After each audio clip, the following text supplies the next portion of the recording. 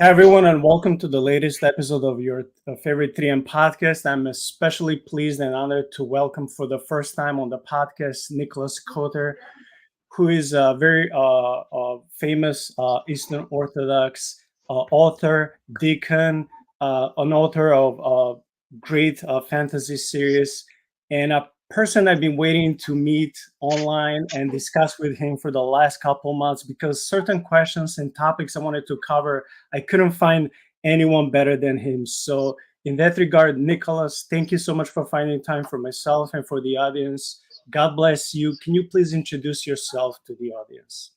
Thank you for having me. Yes, it's been a bit of a difficulty finally sitting down and talking to you, Nicola. But I expect that kind of resistance in my line of work. Once you throw the gauntlet down, stuff starts to happen that gets in the way of the good work. So it's good to be here. Besides you being a deacon, besides you being a father, being involved in the church, I also read that you're involved in the monastery choir, if that's true. Can you please tell me how does it feel? I would imagine it must be a very humbling experience working in a monastery with all those brethren, working the work of God, ministry, something sacred that you want to do, not just with them, but something that will be a spiritual legacy for people who are coming after you. How does it feel being and working in a monastery? Well, it's funny that you should phrase it like that. It doesn't feel like anything all that special after you've done it for 10 years. It actually, the things that you feel are the difficulty of it, because once you get past the initial um, euphoria of being in a place where everybody is completely dedicated or is dedicated to consecrating their lives and all their activities and energies to God, then there is a euphoria like that. When we first moved, I think probably for the first year or two, um, I moved into the monastery area. I was a seminarian about almost 14 years ago now, on the heels of some very difficult life situations, a very serious, unpleasant life circumstances. So initially, it was very much like something from a legend, where you leave the real world and enter into the world of the quest, where everything becomes more intense, where everything becomes more real. It really is the kind of passage from the fake world into the real world, and it was like that for a while. But unfortunately, human beings are like this. They become used to anything, and once you're in a place for a long time, the the novelty and the freshness of it wear off. And I'm very grateful if I have moments in the middle of a 3.5 hour long service conducting the choir, where I will stop and actually be in the moment and and realize what's going on, and actually feel the wholeness of me in the place, with God present and with all the people around me singing His praises in a moment of wholeness. It happens rarely, but when it does, it's quite beautiful. So I am being very honest with you. It's not all roses and choirs of angels. It's quite difficult, but that's how it should be. Life is hard. No, I appreciate so much. I think us Eastern Europeans have this tendency to be very blunt and direct and honest, and not everyone can take that. But I Yes. like it because sometimes we tend to romanticize faith and all these aspects, and everything is supposedly to be peachy and rosy. Just like you said, at least to those who are outside, or they may not be going to your monastery very often, but you are actually there all the time. So I can only imagine that there will be. I won't say a danger, but you have to be on guard not to take something so holy and sacred to take it as an everyday thing. So you just have to wake up from like, oh, I'm in God's house. I'm working with people of God. We're creating a sweet harmony to God, so to speak, that He's hearing on His throne. So I better be serious about this. But yeah, like you said, life is difficult. It's impossible to be 24/7 in that awe. Nicholas, when it comes to your fantasy series, the Raven Sun series, can you please, even though this is an ungrateful question to you, but can you please summarize it for us? Uh, yeah, I can. I need more practice doing this, so I appreciate the opportunity. The premise is something like this.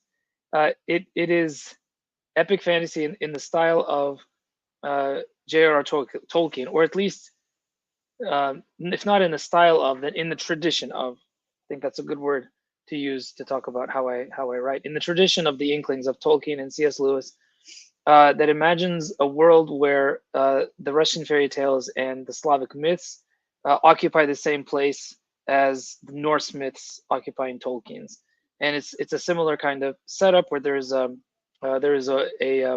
country that is intended to be a kind of city on a hill, a covenant nation, if you want to use that kind of language, with the forces of the divine in that world, and how they fail at it, and how one character who is supposed to be the hero is the only person who has access to, or who rather has an intuition that things are not as good as they seem, and he is almost forced to go out on a traditional hero's quest that it breaks down almost immediately, and he has to figure out and find out through a lot of difficulty that actually the answer to the problem is not what the traditional hero has to do. It's not about going and defeating a great dragon. It's actually more about finding the dragon within yourself and coming to terms with your own brokenness as a human.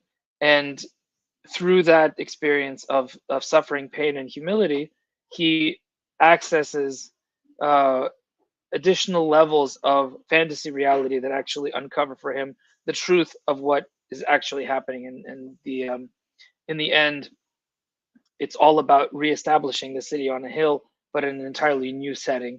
And I'll leave it at that. I love those gospel elements, and I have included a few of different links in the video's description for everyone listening, watching this either live or in the days and weeks to come. If you're able, please support our brother in his work. There's available a link. His books have great reviews. You can see for yourselves. So yeah, if you love fantasy, maybe this book series should be your next one on the list. When it comes to your title, The Son of the Deathless, what is that title about? The Son of the Deathless is actually outside of the Song of the Syrian series, the Ravenson series.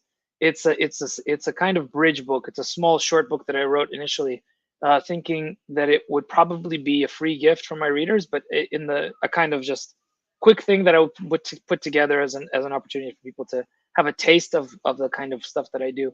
But as sometimes happens with me, I can't do things just kind of quickly, or I get very involved in everything that I do, and the story turned out to be a short story, but one that was very, very rich, and a lot more than what I thought it would be. And it is actually the beginning of a new series that is related in time and in setting to the Raven Sun series, but happens a few thousand years later.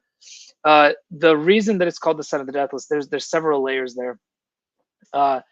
It has to do with stuff that happens actually within the story, so I'm not going to spoil that part. But anybody who understands and knows Slavic folklore, especially Russian folklore, or rather, I should probably say East Slavic folklore, because I think the figure of the Deathless is present in more than just Russian folklore. But there's a character called Kotar the Deathless, who is the traditional villain of all Russian fairy tales. And the funny thing is that he always dies, even though he's the deathless one. And the whole point of the fairy tales is to find a way to kill the one who has no death. And he's a very symbolic and very deep character, kind of comical, but also grotesque, and embodying all the limits, the fringes, as Jonathan Peugeot or somebody of his ilk would say, of what the world presents. And although he dies at the end of every story also has him coming back. So he's simultaneously deathful and deathless. So it's a bit of a gloss. It's a bit of a play on words, because the deathless within the story is not Kotar, but it's also working on several levels, where if you're paying attention to things like language and symbolic resonance, and if you understand and know the world of Slavic folklore, you'll appreciate how this is actually playing with the trope of the deathless villain. And just to clarify for everyone who is from the western side of the planet, your main villain is a dragon, correct? Not in the Son of the Deathless, no. Okay, because usually in Slavic folklore, koshchai, okay, that's the way we would pronounce, is a dragon. It's like the main baddest dragon that you have to defeat. Well, okay, so in Russian folklore, Koschei is usually distinct from dragons. He sometimes rides a dragon. The dragons themselves are, so we're getting very, this is like a very deep cut, but dragons appear in different forms in different genres within Russian folklore and epic poetry, and they're usually talking dragons, and it's unclear whether or not they're dragons or some sort of like force of evil incarnate in some kind of form. They oftentimes have multiple heads. They speak in riddles. They have a lot of power. They do steal virgins. That's a kind of universal trope that happens in pretty much all of folklore. And Cachet is less the dragon than he is the zombie. That would be the closer analog. Like he's oftentimes found in either an attic or a cellar, and he's oftentimes chained by the main character uh, in ways that are very evocative and suggestive. There's never a reason why he's chained and not simply disposed of, but like kept like a dark pet or like a skeleton in a closet, except the skeleton is actually alive.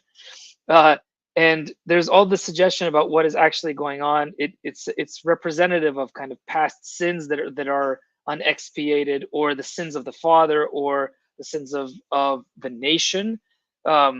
So literally speaking, he's not a dragon, but he does play an interesting counterpart to the dragon, and in some stories he actually rides a dragon. And the kind of this grotesque image of a skeleton riding on the top of a many-headed beast is very typical of Slavic folklore. Thank you for that clarification. I love to see similarities, but also differences in Slavic mythology when it comes to the Northeast mythology and Southeast, where I'm coming from. Yes. The last question that I had regarding your books, you wrote a chapter which I didn't read because I don't own this book, called "Amid Weeping There Is Joy: Orthodox Perspective on Tolkien's Fantastic Realm." Can you please also summarize that chapter? What is it about? Uh, this is a it was an essay that I wrote for a collection, and can you remind me what the title was again of the chapter? Yeah. Well, I don't know the name of the chapter. I know that the subtitle is called "Orthodox Perspective on Tolkien's Fantastic Realm."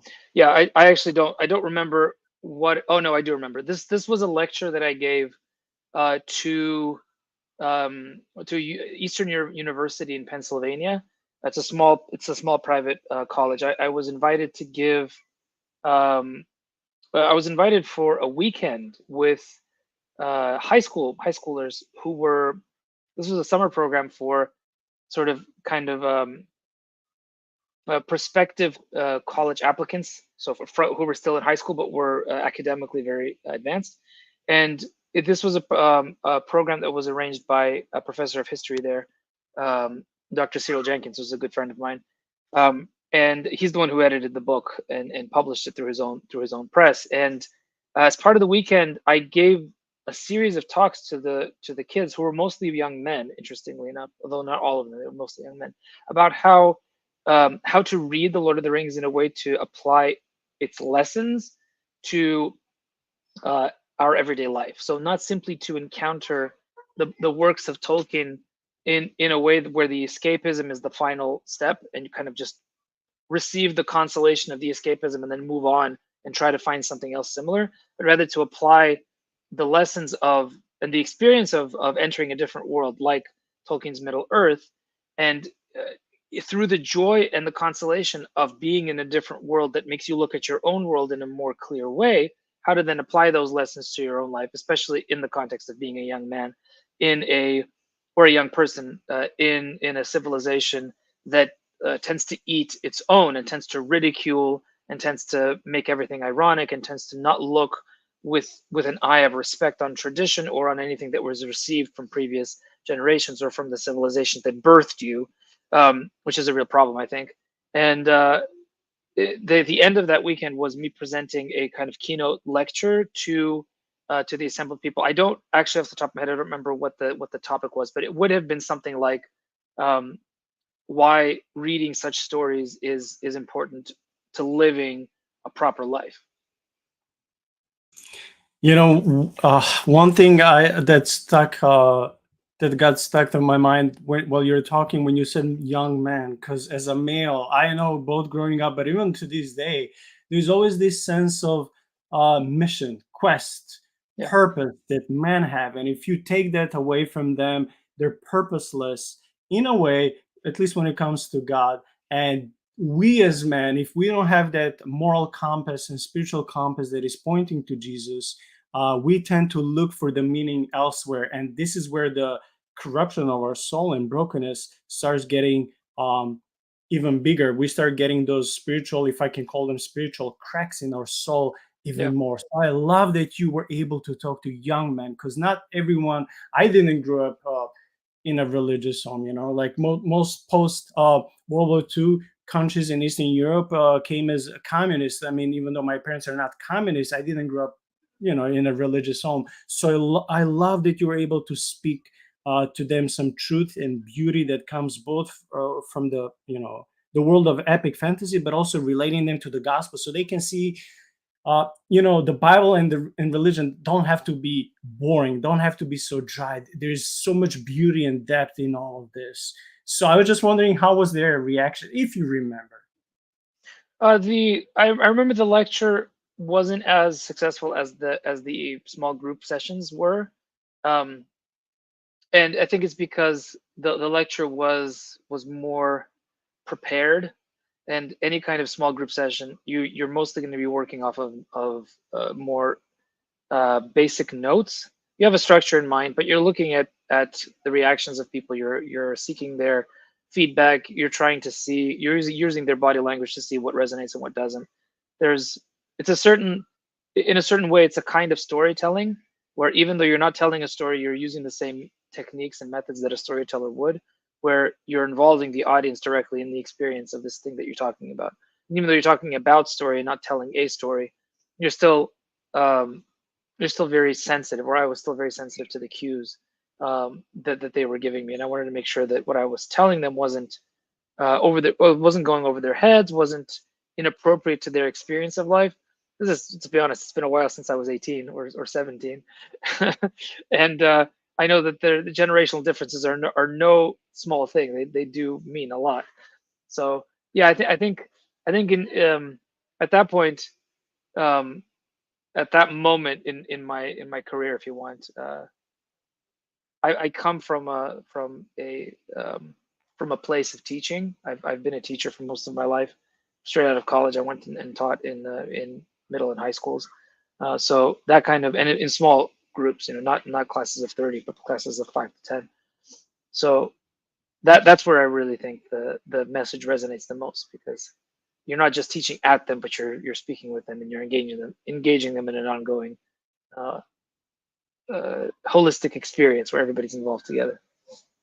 Yeah, I remember some of my theology professors when they were saying, remember, we professors, we don't teach class, we teach students. You don't teach material, you teach students. And I was like, man, it's so much deeper when you compare that than what you get in secular colleges, because you're done with the lesson, you're getting your paycheck, you go home. I'm not saying that Yeah. secular professors don't care about students. I Yeah. have no right to generalize and judge them that way. But I'm saying there's a difference when you approach like, oh, this is my mandate from God. I'm teaching a class full of real people, people of God, men and women. So I'm not teaching the lesson, I'm teaching the class, I'm teaching these people. So I think when you have something like that on your heart, it changes your perspective. Yeah, well, you're interested in speaking from heart to heart. You're interested in engaging these people to become full human beings who are invested not only in their own lives, but in how those lives can improve the world around them, improve their community, improve their family, improve their parish, improve their town, improve their world. I mean, we certainly need more of that kind of spirit in the world, I think. Thank you for that. When it comes to the Slavic myths, what drives you writing these Christian epic fantasy stories and books by using, Slavic myths? Do you think there is some um, Do you think there should be, for an author like you, uh, some wall, so to speak, that should separate and tell us, well, this is paganism. You should not borrow from that, or be careful because you may be involved in so-called religious syncretism. Or how can you use this is pagan? How do you dare using something so-called dirty and turn it into something so beautiful? Because what Christ has to do, with them. So, what is your approach by using Slavic myths and turning them into Christian epics?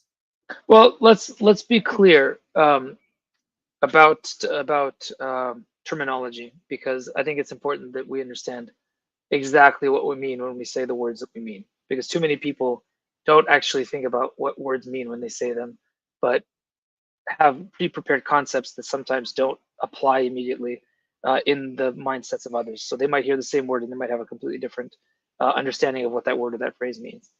So first off, I think it's very clear. I think I need to be very clear to explain that what I write is fantasy. I write epic fantasy inspired by Russian fairy tales. Um, I write mythic fiction. I don't write Christian fiction.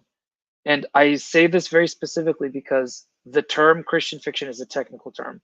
It's a technical term that refers to a movement um, within American publishing that has become widespread over the past, I'm not sure about the history, but 30, 40, 50 years, which is primarily evangelical in nature, and it refers to a very specific kind of fiction with a very specific kind of aim, with a very specific intended audience.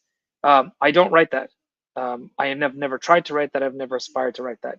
I think that I won't condemn it. I will only say that what I see in Christian fiction as a distinct category that you can fit inside a bookstore or inside the Amazon store. I think the problem with it is that it is a kind of ghettoization of storytelling that doesn't um, fit in the way that historical way that legends and stories have been transmitted within long Christian traditions. So you're a Slav, I'm a Slav. We know that the the received legends and stories and traditions that have filtered down into the present day and are still told and are printed and are told orally by babushkas and etc. Come from a deep pagan past. And there was in the Russian context, there was a kind of cleaning of that process of folklore that happened at the very beginning. The Christianization of Russia was not a gradual process in its beginning. It was quite, um, I would even say, violent. um, there was a moment when the official uh, the official religion, so to speak, of the polity that you could call Kievan Rus, which is the land of the Rus around the modern city of Kiev, where the official religion was a kind of Norse paganism, and then the official religion became Christianity. And at that point, there was a moment officially where there was no longer any public civic support for the institutions of paganism, and a lot of the trappings of the paganism were destroyed. The totems, the temples, the priests, they were all basically removed.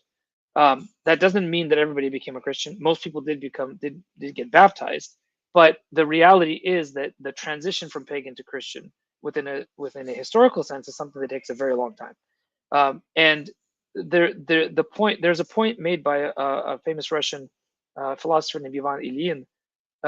He has a wonderful lecture that he gave on the spiritual world of the Russian fairy tale, where he explains that, in effect, there are two versions of the Christianization of Slavic Russia, and the first one is the official one, where you have a very sharp delineation between pagan Rus and Christian Russia, and the flourishing of Russia as a civilization is largely indebted to the moment where Russia became Christian, because everything that happened after that, the unification of all the various tribes, the passage through the difficulty of being subjugated to the Mongol tribes, the unification around the two centers of Kiev and Russia up through the 16th century, and eventually the emergence of the Russian Empire, which became a real force, all the way up to the beginning of the 20th century, is and with all of the things that world culture loves, including the music of Tchaikovsky, the novels of Dostoevsky and Tolstoy, all of that is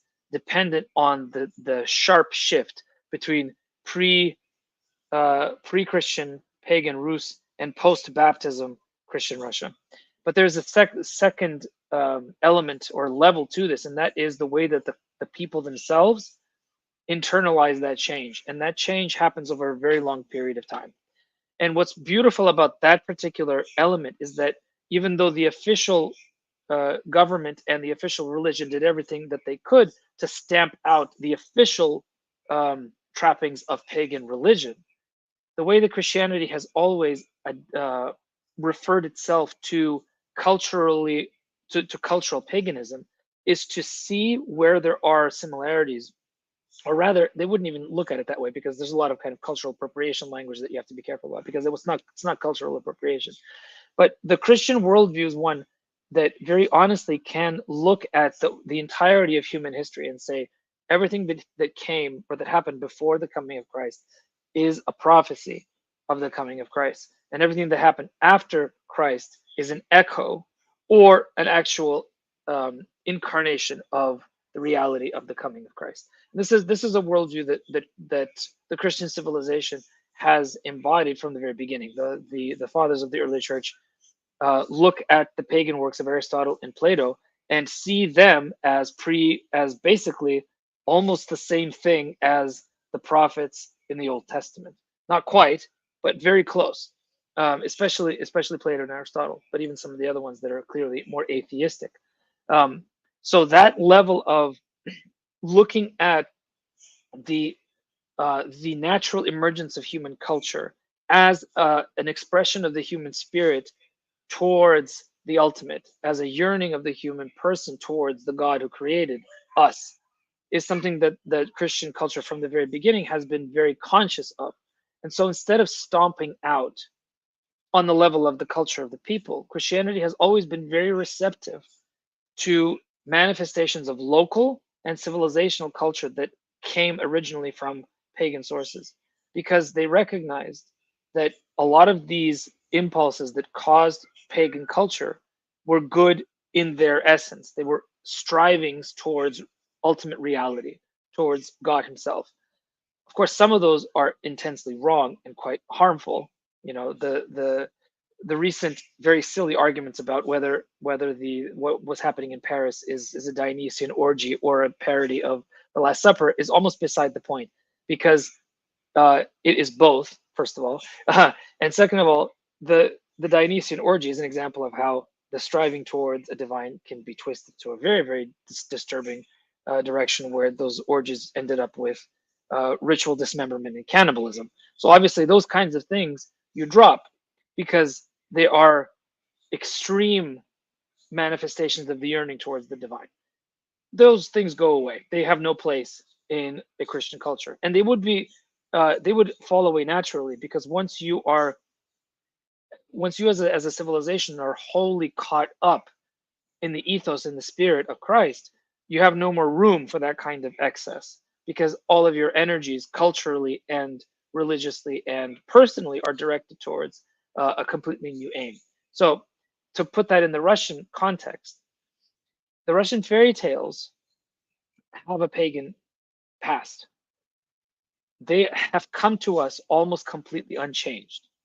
That's a very interesting reality, because you cannot say that Russia is not Christian. That would be a very silly thing to say. So how is it possible that Christian Russia has preserved the legacy of its pagan past in its folklore and in its peasant rituals, in its peasant rhythms, in the way that the people respond to the realities of everyday life ritually? How is that possible? Well, it's because that's how Christianity historically has related to the impulses of human civilization in a pre-Christian context. It gives it a new direction, and it puts it in a proper hierarchy of value to the ultimate good. So at the very bottom, you have the people's expression of what it means to be alive in a difficult world. That is the fairy tale. Above that, you have folklore legends, which are an attempt to make sense of the patterns of reality that manifest themselves in ways that are above and beyond what humans can control. Gods, so to speak. That's the next level up. That's the legend. Above that, you have, and this is where the Christian, excuse me 1 second. I have children. They are around me all the time. Everything's fine. So an authentic Christian experience would then look at those things and say to the people, look, we have the realization of your yearning. We have saints and we have God himself. The saints then occupy a kind of legendary space where the gods used to occupy before. And Christ himself then becomes the apex, the goal towards which all storytellers, all legend makers, all writers of the lives of the saints, all creators of the hymnography of the church, they all look towards that. But that also means that within that whole hierarchy of creativity, you have a lot of sharing. So you'll have certain elements and images that seem almost pagan. A simple example is in 12th century Russian Orthodox churches, you will often have either icons or carvings of an event called the Ascension of Alexander. The Ascension of Alexander is a legendary story that comes from medieval legends about Alexander of Macedon, Alexander the Great, that have nothing to do with the historical Alexander, but that are legendary glosses and additions on the life of Alexander that developed throughout the entire Western world. You find them in Turkey, you find them in Greece, you find them in Serbia, you find them in Russia, you find them everywhere. Alexander the Great is not a Christian saint. He was not taken by the Christian church and made into a saint, that's somebody who complains about cultural appropriation would have looked for exactly that sort of thing. And still he appears on the crown of Prince Alexander Nevsky of Novgorod and eventually Moscow, who was a great, wonderful early prince, a unifying figure. Shows up in church iconography, in church sculptures. Why? Because in the expression of the old Greeks who gave us this religion, there is also an expression of the legendary that is pre-Christian. And the Russian mind takes it and accepts it as part of the whole prism, as part of the whole picture, because that in itself is a beautiful expression of the human striving towards something that they did not yet have. So it's something that you should honor and respect. So I follow that tradition. I try to follow that tradition. I write in a very modern genre, using images, tropes, styles, characters that come from the very long tradition of storytelling that goes back centuries, if not millennia, all the way back to the old Russian storytellers who used to tell stories in villages way back at the beginning. Yeah, I just want to say first, thank you for this explanation. Like, you gave us so much information to think about. Sorry, that was a history lecture, wasn't it? No, but this is good because all of us need to think, especially because I live in Chicago, you're in New York. We need to tell our American friends, especially Christians, to think from a different perspective and different angle. So your historical context and religious context of how things developed in another continent or in another country can help people to step out of their box, so to speak, of their own thinking and see, hey, there's different type of church, there's different type of liturgy and worship, and there's so many images and styles of genre and things and objects that we can baptize them into Christ and make them holy and use them for the purpose of, in this case, you are a storyteller, someone may be a painter, someone may be doing something else for the glory of God. So I'm very thankful that you gave us this perspective. And I also want to tell you, when Christianity came in Serbia, it was something between 6th and 8th century. It also came gradually, just like it was in Russia. It's impossible to, so to speak, conquer a country in a spiritual way, so to speak. It takes centuries, especially in those rural places with mountains and villages where there may be only 50 or 100 people. It takes so much time for the priest to go there and visit them and tell them, hey, abandon these old ways. This is superstition. This is paganism. Do this.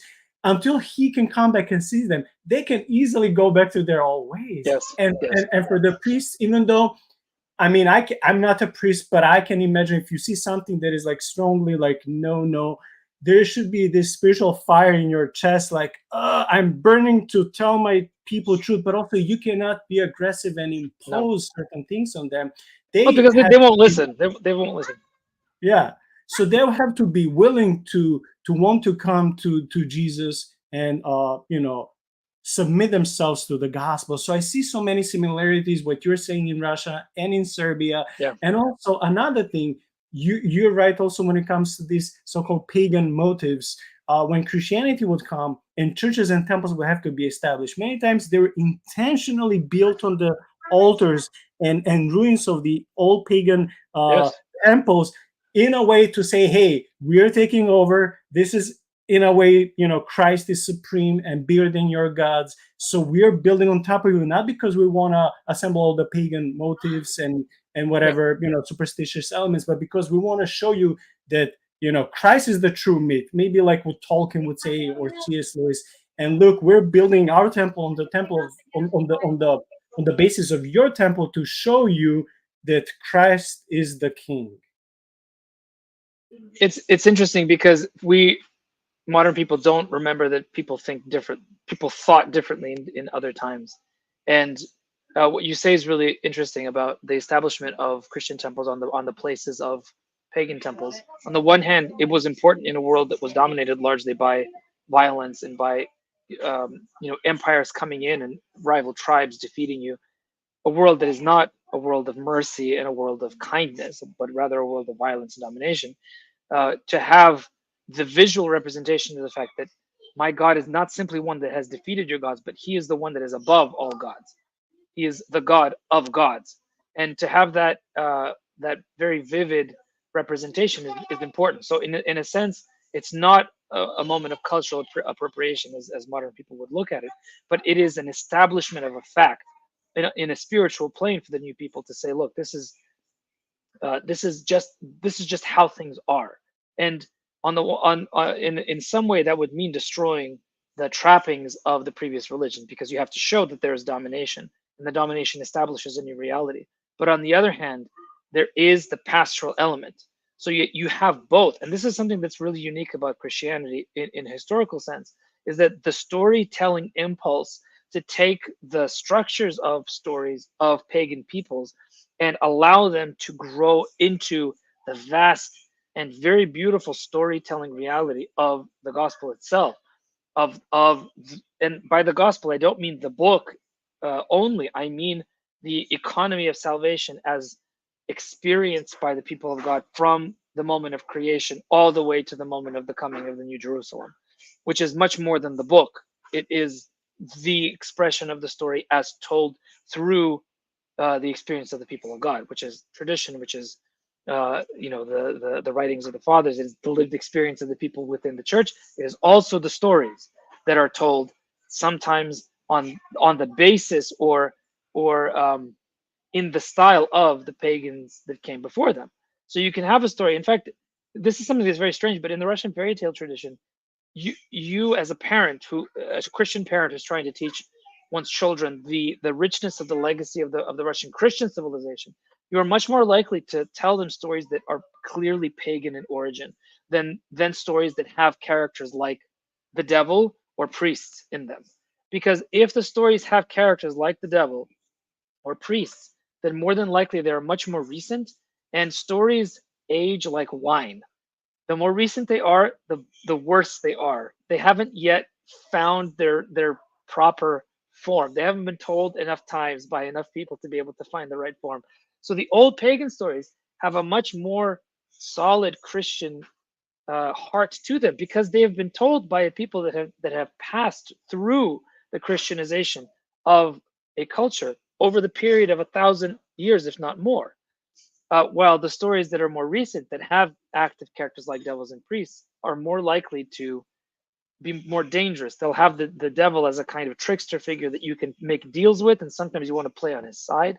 And priests, very often in fairy tales, are very degenerate characters who need to be outwitted or fooled or removed from the scene completely, unfortunately, because that was the common experience in some places of priests in the 18th, 19th century, in a situation in Russia where you have an official state church with not a lot of money provided to the caste of priests. But that's an entirely different conversation for a different time. We can go on that rabbit hole for many, many hours. Yeah, thank you for that. I know we have 20 more minutes, so I'm just gonna switch to the last segment of the podcast.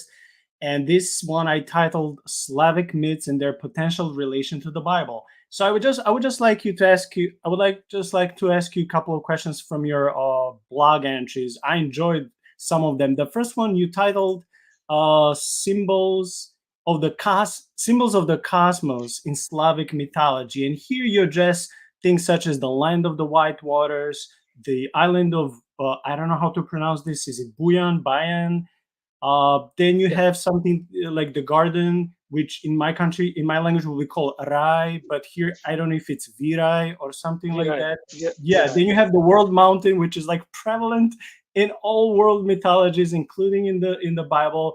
You have the world tree and things of that sort. Can you please tell us something when it comes to this beautiful, if I can call it cosmic geography elements and locations that we can see throughout different myths and including in the Bible?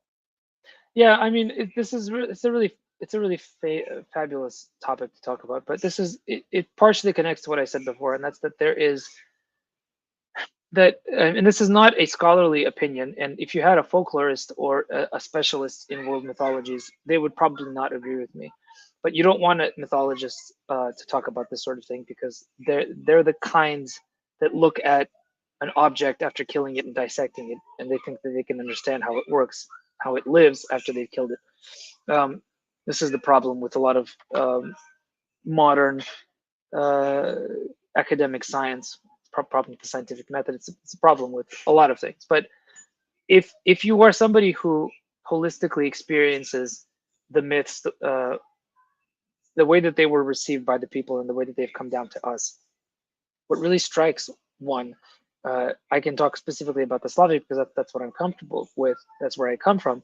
What really strikes you is how many similarities you find throughout different world mythologies, with similar images, similar desires, similar geographies, similar objects. Stones, mountains, trees, eggs are often, and water are often images that are associated with either the the the source of life, the beginning of life, or immortality, or the primordial Eden, or things that represent a kind of space beyond the fallen reality where we find ourselves in, which is a wonderful thing that all human cultures and civilizations have in their storytelling traditions, a clear sense that there was a past that was pure and that we don't have now. It's a very strange thing, and it's something that Jonathan Pageau talks about this a lot, and he's been talking about it a lot in his conversations with various naturalists and materialists, especially recently. This is something that it's a blind spot for modern people. That if you actually stop to pay attention, you can see that throughout human history, there has always been this very strange and very illogical and irrational yearning towards a state that doesn't exist, that has never existed in recorded history, a kind of primordial, pre sinful state where humans and animals existed in harmony. If you look at the fossil record, if you look at uh, all the information that the world is able to provide you, you cannot possibly come away with the empirically gathered conclusion that there was a state of humanity where everything was perfect and that somehow we came out of it. And yet, every single human culture has that understanding in its storytelling traditions, in its literature, in its fairy tales. How is that even possible? And even in just the human person, just the individual human person has a an abhorrence of the state of pain and death. It's not normal. Like the animals have, pain, they scream out their pain at the moment of death, but they don't think about the injustice of death, or at least we don't know about it, but I'm fairly sure that they don't. It is only the human person that has this very strange and very unusual acknowledgement and reality that this is wrong, that everything about this world around us is somehow insufficient, which is a naturalist worldview, a reductionist, a materialist world, we cannot possibly account for this. It makes no sense because it's not really a reproductive advantage. It's not something that helps you survive.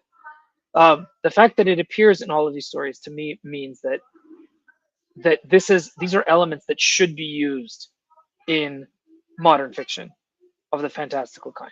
So the more you can use these kinds of cosmic geographies that appear throughout different folkloric traditions and legendary traditions, the more you're accessing some deep part of your reader's heart that is more likely to resonate with them.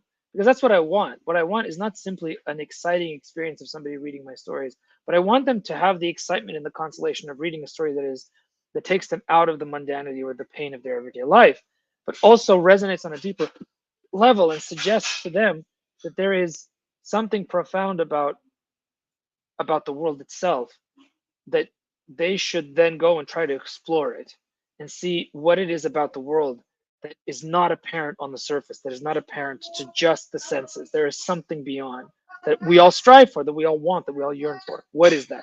Let's go find out. Yeah, thank you for that. The second article I wanted to ask you if you can also please summarize. You titled it in a very way that is so exciting and attractive to someone who is a person of faith and who likes myth and fiction. You called it Theophany Eve, where Christianity and Slavic mythology meet. And here you talk about the coldest night of the year. You talk about the fiery dragon. You call about you talk about the magic snow and how medieval Moscow celebrated theophany.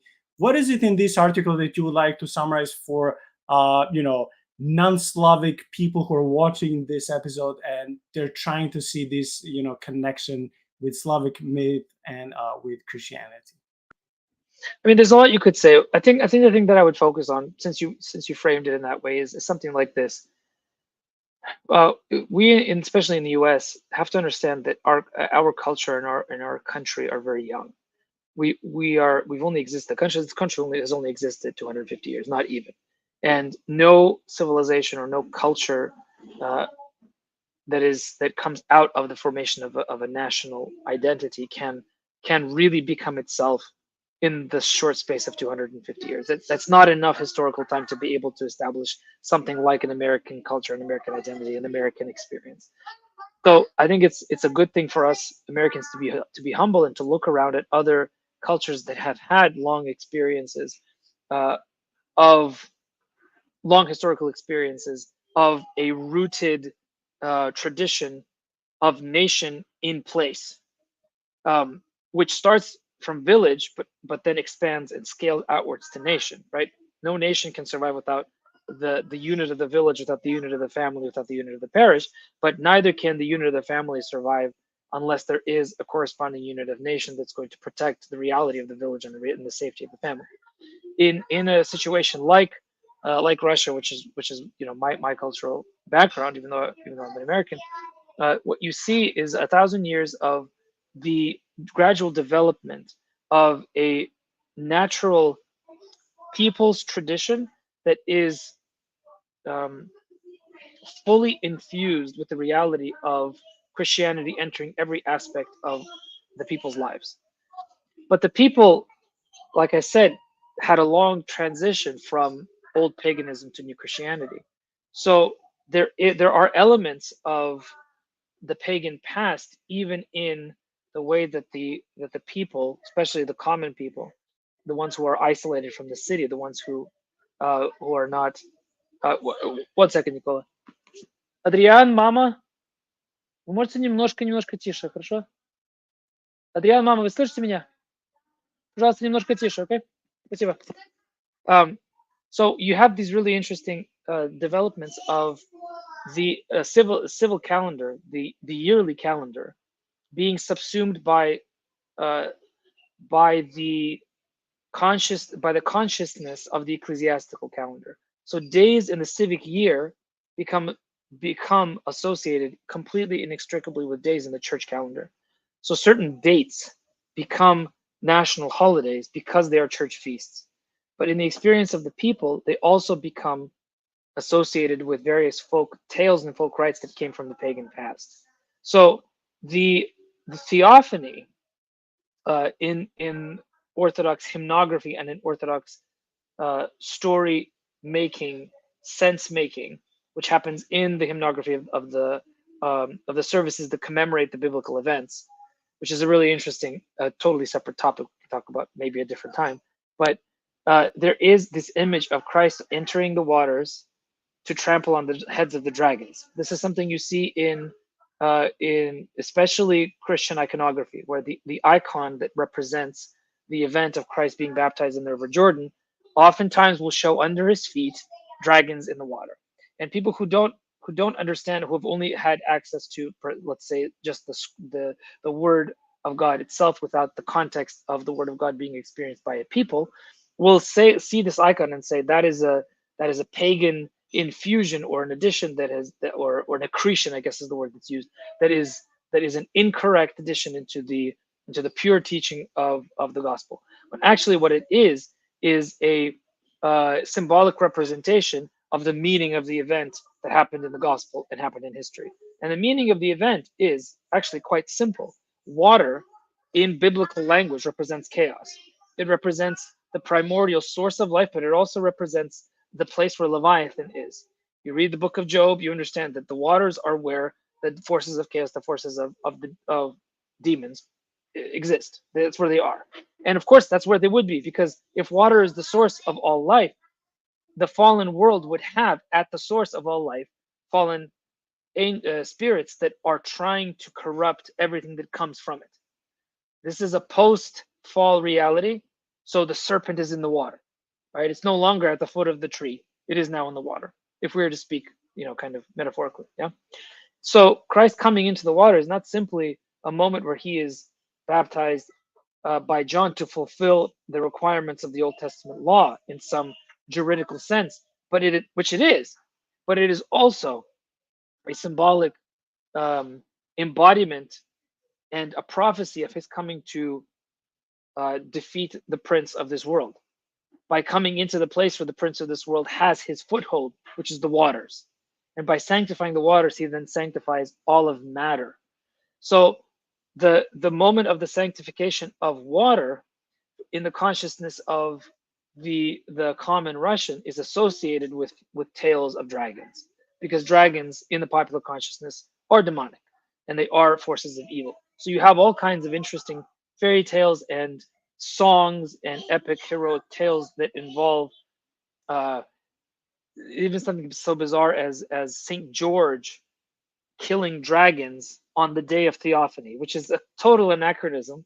But if you're looking at it in the symbolic perspective, in the perspective of somebody who lives completely inside the rhythms of story that come from someone who is embodying it and inhabiting the entire ecclesiastical year as it unfolds itself in real time, it actually makes all the sense in the world, because Saint George is the one who kills the dragon. So why wouldn't he appear on Theophany Day, at the waters to go kill the original dragon? I mean, it's silly on the one hand, but it's also very pure and in a kind of childish expression of faith that is representative of how like the fathers oftentimes speak of Adam and Eve as childish, as how they were not yet fully developed, like they needed to grow up, which is one of Like the reasons. innocent, immature, right? Yes. Like that's why they needed to have that's why the initial obedience command was there, because you don't grow unless you have a hindrance through which you have to work. And you have to have this block and you have to make a decision, and the decision causes you to become more mature because there's a consequence to your decision. There's knowledge that is gained as a result of your decision, and that consequence causes you to grow.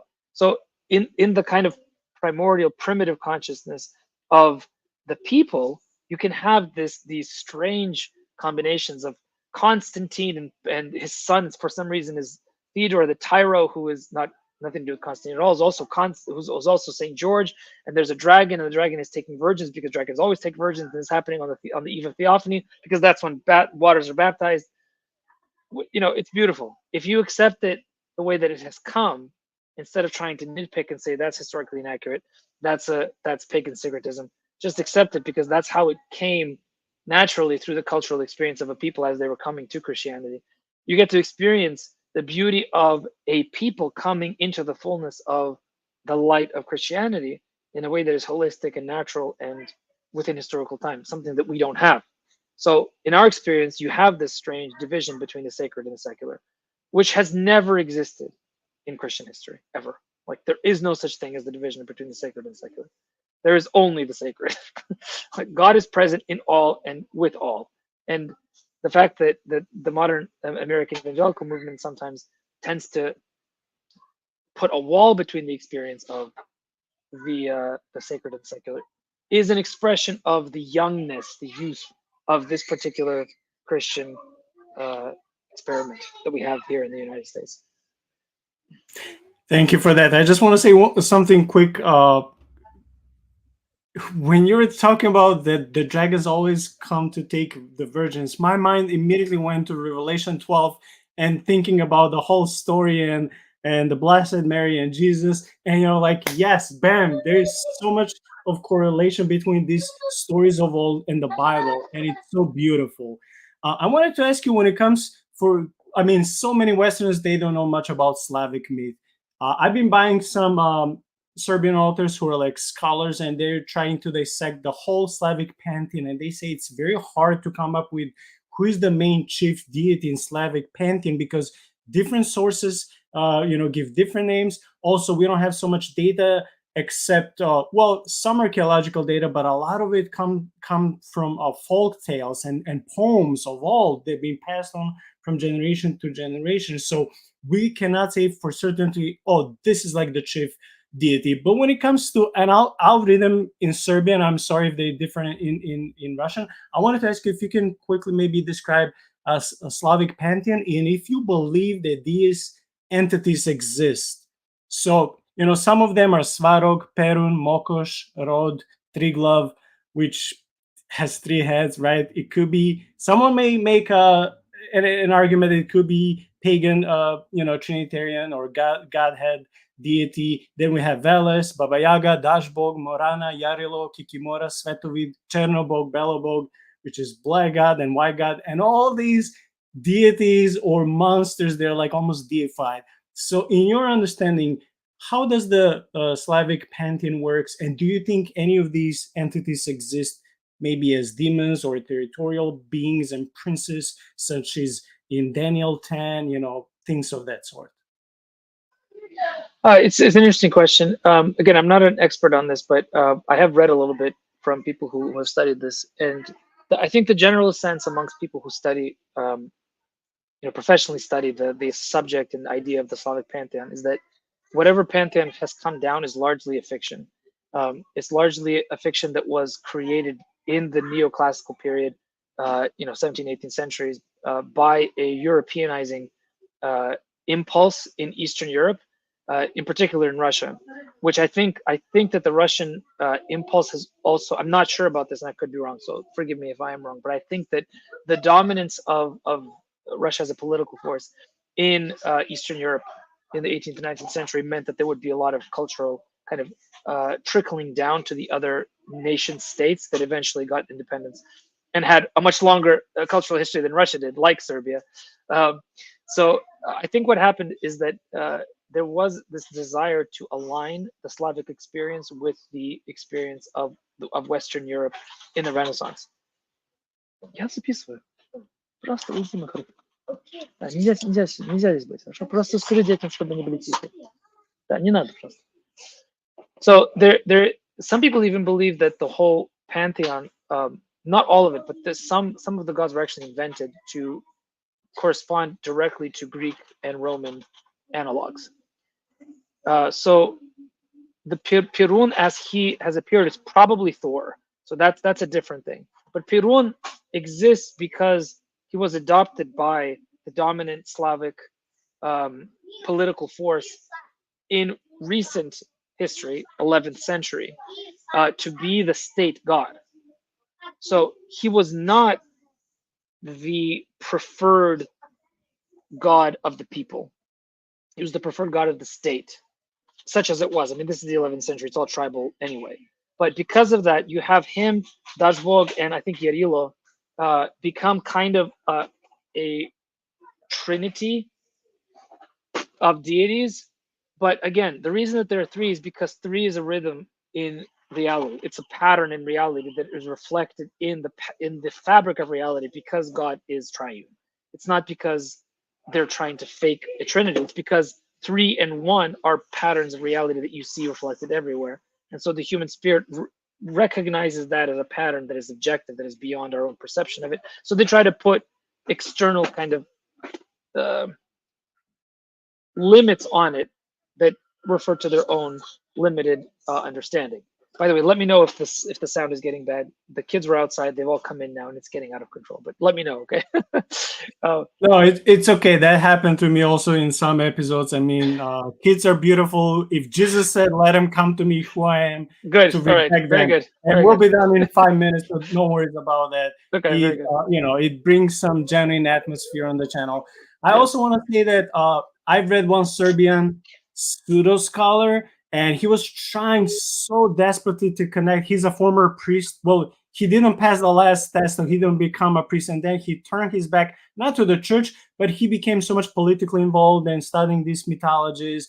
And his understanding was that this Slavic, pagan Trinity actually points to the real Trinity. So he was trying to see or explain to people how the real God of the Bible was, expressing himself, like maybe in the spirit of Romans chapter 1, through the ancient Slavs, through these, Trinitarian. No. And And when I was reading this, I was like, this is a really weak argument. So I'm look, glad that you when you agree with start using the reality of the world as it unfolds itself and the reality of the historical past to fit certain modern ideologies of the present, you know that you're going to go wrong. That's just how it is. If you start from, if your position is not, I am open to the world as it is, as it is revealed to me by a loving God, but instead you have preconceived notions that are more connected with your own self-identity that is created by yourself and is not a reflection of the divine image, but is something that you want to be true of yourself because it makes you feel good, then of course you're going to see the world through a very cracked window, cracked mirror. So you start seeing these patterns are objective, they are real, which is why you can make arguments like this. But the point is that if that they are all going to be what's the word? They're all going to be conditional to the reality that you are in, unless you are open to them as actual objective realities. And to answer your final question about do I think that they are beings or gods, I would refer everyone to listen to Jonathan Pedro's recent conversations with Peter Boghossian and Alex O'Connor. Two recent conversations. Jonathan tends to go in different. He has kind of themes to the conversations he has, and some of the most interesting ones are where he tries to talk to people who are complete materialist atheists who have no conception of the Christian mindset outside of a very superficial understanding of Christianity that is largely adopted from a very limited understanding of a kind of Protestantism, which isn't even Protestantism. And when he talks to them in a language that is more understandable to them because it reflects eternal and actual realities, not conditional historical ones, you start to understand how you can actually say, yes, these are gods, but you have to understand what that word means and what the word God actually represents. So I'm not going to make that argument. It's a difficult one. You need to have a lot more time and a lot better language than I have for it. I'm a storyteller. I'm not somebody who I'm not a symbolic thinker like Jonathan, but I would recommend your listeners to go listen to those two conversations because he gets very specific about what gods are, and it's absolutely right. It's absolutely correct. And if you take what he says and apply it to the historical reality of these nations, these tribes having experiences of intimations of the divine that are also cracked and fallen. So it's something that is beyond and above the human, but it is also messed up. Then you have these pantheons of fallen gods and stories of divine beings that act in ways that are not at all divine. Thank you for that. And the last question from the outline. We are witnessing the rise of neo-paganism in Europe, unfortunately, in all countries, including in the Slavic countries, and this is one of the things that really bother me. I Yeah. love fiction, and I buy often Serbian authors who write fiction, and they always portray Serbian deities and Slavic deities as good, and they're fighting, the devil and demons, and they're all joining in forces. But there's nothing about Christ, or they even may tend to mock the church, and that really bothers me. And sometimes when I try to communicate with them, they don't see, and they won't acknowledge that Tolkien was a believer, even though a Catholic one. They cannot see gospel in Tolkien stories. Yeah. And a lot of people in Serbia, but also I see this on YouTube comments, a lot of people are turning to their own gods in Scandinavia, in Russia, in Serbia, in other countries. But what bothers me that in Slavic countries, so many people are rising to say not anymore Slava Christu, but they will say Slava Rodu, based on Yes. Rod being one of the main deities in Slavic Pantheon. So I just want to ask you, Which is just ultranationalism. That's all it is. But raised to the level of a religion. yeah, that was my question for you. Does it bother you or not? And how would you deal with this when you encounter Slavic people who tell you, we don't want Jesus because he's the Jewish God. We want to go back to the nature and worship our gods, including Rod. And then they will say Slava Rodu, like praise to Rod. That bothers me a lot, and I don't know how to deal with that. So that's my last. I've never encountered these people in person, so I don't know what a conversation with them would be like. But I'll just be honest about what I know about this. These movements are modern. I would even say they're postmodern. They position themselves as being returns to something ancient. That's simply a lie, and it's a lie that they perpetuate on themselves. It's self-delusion, because the simple reality is that the historical process of Christianization in Slavic countries left no traces of what the original beliefs were outside of images in fairy tales. That's it. And those images in fairy tales have all been subsumed, have come to serve the reality of a Christian civilization. And that is not something that the church has come and forced. That is something that people themselves have done through the long process of becoming a Christian civilization. So that being the case in both Serbia and Russia and all the Slavic nations, any attempt to restore an authentic original paganism is going to be an act of fiction, because there are no sources that can tell you what the original Slavs actually worshipped. And the official state religions that for example, Vladimir had an official state religion of worshiping Perun. He himself destroyed all leftovers of what it was. Plus, it was a state religion, not a people's religion. So we don't know what it was like. And if you do, all you have to do is study the history of the development of these movements. If you're somebody who is in this movement, and you're in this movement because you are honestly searching for the truth, not simply trying to come up with a fancy excuse for your sense of, I want my nation to be more important than all other nations, which is a fallen impulse. It's an impulse that leads to ultranationalism, which has no potential for growth because it eats itself. Because eventually you'll have nothing else, because it's a constant purification that eventually leaves nobody pure enough, except maybe one person, and then that one person will be the last remaining pure specimen of the pure race. It's something that has absolutely no possibility of existing. So first off, that if you're an honest person who's actually looking for the truth, you're not going to stay in that for very long, because you can see simply by studying the history of it, there is no way of connecting modern neo-pagan movements with actual paganism of the past. It's simply a postmodern movement that is focused on worship of the self, and everything else that is associated with it, the nature aspect, the aspects of worshiping of specific deities. Those are just trappings. They're just there to make it seem more serious. But the way that they act, the way that they actually live, you can see that all it is self-deification. Which, I mean, go ahead and try it. It's not gonna take you very far. Brother, thank you so much for this hour or so. I tried to condense so many interesting questions in this short amount of time. Thank you for your patience. Thank you for your time. You have the floor is yours if you have any concluding thoughts. And before I give you any time for concluding thoughts, I just want to invite everyone, please keep subscribing, liking, commenting.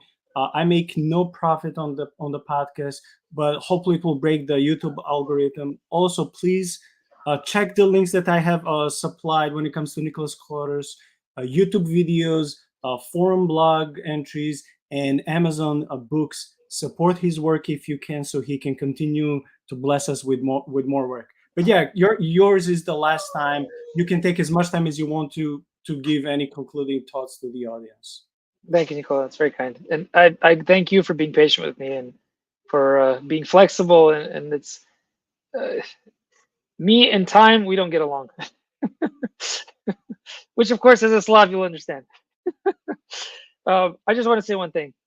I hope that what we've had, the conversation we've had here, has opened up to you the old childish, in a good sense, childish joy of encountering stories in a way that expands your view of reality, doesn't limit it.